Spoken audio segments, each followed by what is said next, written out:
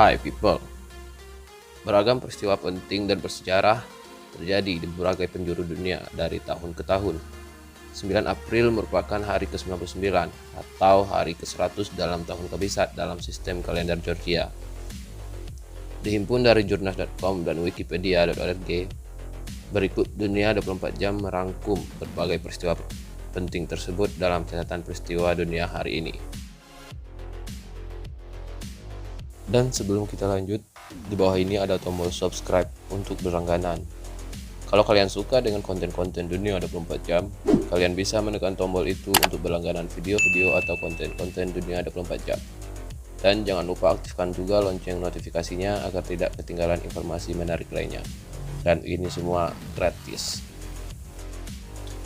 Henry V, lahir 16 September 1386, juga disebut Henry dari Monmouth, adalah Raja Inggris dari 9 April 1413 sampai kematiannya pada 31 Agustus 1422 Masehi. Meskipun pemerintahannya relatif singkat, keberhasilan militer Henry yang luar biasa dalam perang 100 tahun melawan Prancis membuat Inggris menjadi salah satu kekuatan militer terkuat di Eropa.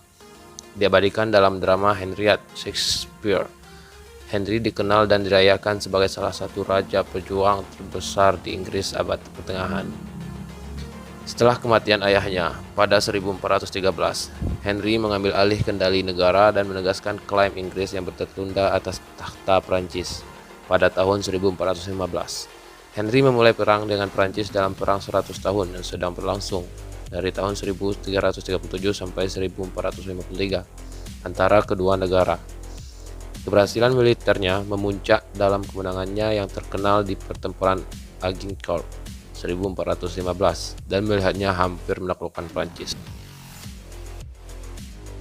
Operasi Waterloo adalah sebuah nama kode untuk serangan Jerman di Denmark dan Norwegia pada Perang Dunia Kedua dan operasi pembukaan dari kampanye Norwegia.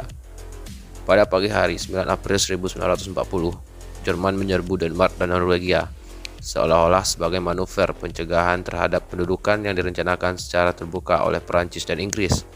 Setelah invasi, utusan Jerman memberitahu pemerintah Denmark dan Norwegia bahwa Wehrmacht telah datang untuk melindungi netralitas negara-negara itu terhadap agresi Perancis dan Inggris. Perbedaan yang signifikan dalam geografi, lokasi, dan iklim antara kedua negara membuat operasi militer yang sebenarnya sangat berbeda. Pada 9 April 1957, dibentuklah kabinet baru di bawah pemerintahan Insinyur Soekarno yang bernama Kabinet Karya Juanda, di bawah komando seorang non-partai, yaitu Insinyur Juanda Kartawijaya sebagai Perdana Menteri. Insinyur Juanda juga didampingi oleh 3 orang wakil, yaitu Mr. Hadi, Idham Khalid, dan Dr. Leimana. Kabinet Juanda saat itu bekerja di bawah bayang-bayang transisi antara demokrasi liberal menuju demokrasi terpimpin. Tugas dari kabinet ini terbilang berat. Kabinet Juanda harus menghadapi pergolakan-pergolakan yang terjadi di berbagai daerah. Selain itu, kabinet ini juga memiliki tanggung jawab untuk mengembalikan Irian Barat dan menyelesaikan masalah ekonomi.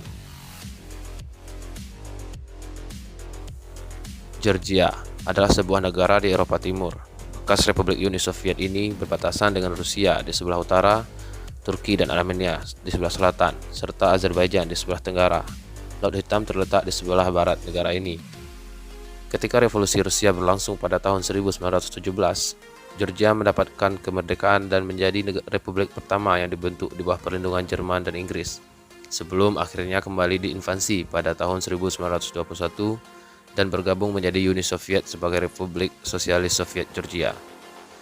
Sejak pembentukan negara Republik Georgia modern pada 9 April 1991 dan menyatakan lepas dari adik kuasa Uni Soviet, Georgia menderita krisis sipil dan ekonomi selama dekade 1990-an. Pemilu 2009 di Indonesia merupakan pemilu ketiga pada masa reformasi yang diselenggarakan secara serentak pada tanggal 9 April 2009. Untuk memilih 560 anggota DPR, 132 anggota DPD, serta anggota DPRD Provinsi maupun DPRD Kabupaten atau Kota se-Indonesia periode 2009 sampai 2014.